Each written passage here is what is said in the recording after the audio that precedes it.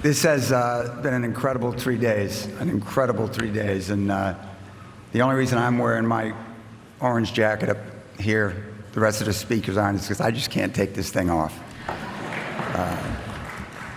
Let me first start by congratulating my fellow inductees. It's such an incredible honor for all of us, but for me to be inducted with this very special class is beyond incredible and very humbling. I'd like to thank the Naismith Basketball Hall of Fame for opening the door in an attempt to be more inclusive across the basketball spectrum.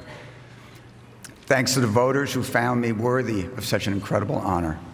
I'm extremely proud to represent my college, Amherst College, the New England Small College Athletic Conference, and all of Division III. Thank you, John Calipari and Jim Calhoun, for being my presenters tonight. Two great Hall of Famers, and two of the great...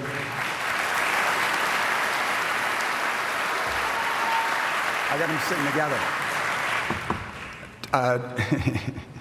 Two of the greatest coaches in the history of the game.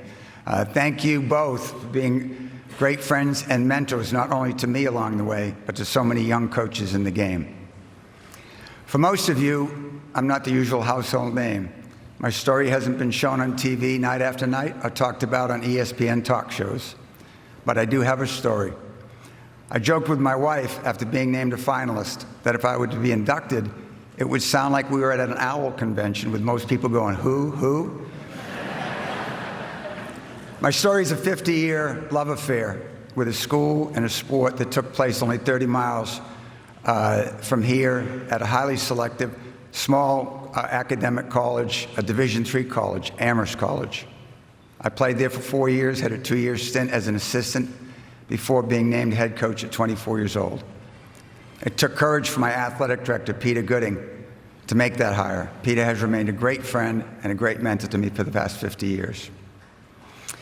In my 42 years as the head coach at Amherst College, we created something really special. The friendships, bonds, lifelong relationships, and family that we created over that 42 years and the successes that we achieved were so much more than I ever could have imagined or even asked for. There's so many people who truly own a piece of this night, starting with my mom and dad, my greatest fans. I wish they were here to be able to see this, and I'm sure they're smiling down on us tonight. My dad was my high school coach, and in 1970, we were fortunate enough to win a state championship in the old Boston Garden, where we all grew up watching our heroes and future Hall of Famers, the great Celtic teams of the 60s, play and win championships. To all of my early mentors, the old coaches who took time to help me along the way, and so many of them have passed on, I thank you. All of my assistant coaches, and I've had so many, too many to name by name, who have gone on to develop programs of their own, be it in college or the NBA, and they make me so proud every day. Ron Bulow and Al Waleko, who were with me most of my career as longtime assistants and close friends, as well as Stan Zieja, my longtime trainer and confidant. And of course, all of the players, so many who have gone on to become tremendously successful in life and are such great family people. Thank you for giving me the privilege of coaching you. Thank you for being and remaining such a big part of my life. And to all the friends and supporters of me and Amherst College basketball along the way, thank you. You've made this so very special.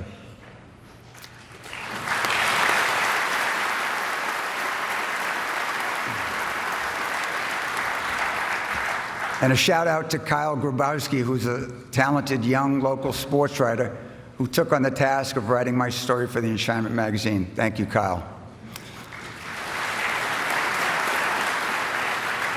And of course, my Hall of Fame family, my two sons, Matthew and Michael, who spent their childhoods either in the gym or in the pool with my wife, Mandy.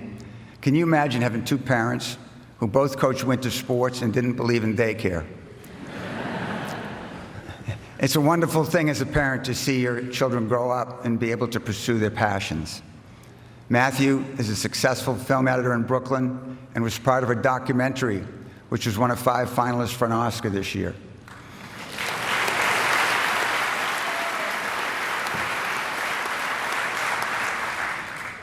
Michael became a diver following in his mom's footsteps and went on to win Olympic silver medals in both Rio and Tokyo.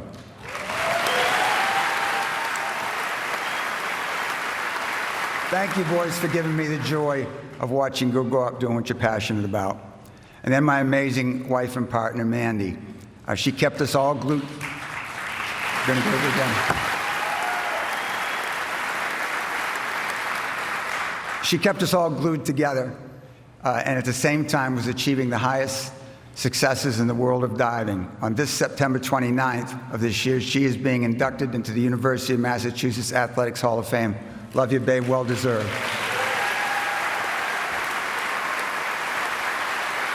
So proud.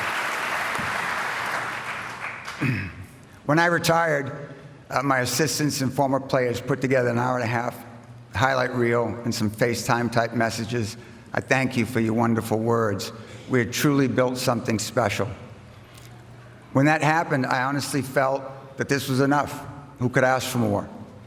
3 years later, a couple of my former players headed up a large group of former players and friends, and they named the court at Amherst College after me, a 2-day event, which again made me think that we'd actually built something really special. And again, I felt this was more than anyone could ever want from one's life-chosen endeavor. And now this, the ultimate reward, to have one's life honored at the highest level, to be enshrined into the Naismith Basketball Hall of Fame, to be among my heroes, the gods of the game. I have been so blessed in life and in basketball, and I thank all of you who had a part of this journey with me. Thank you, and God bless you all.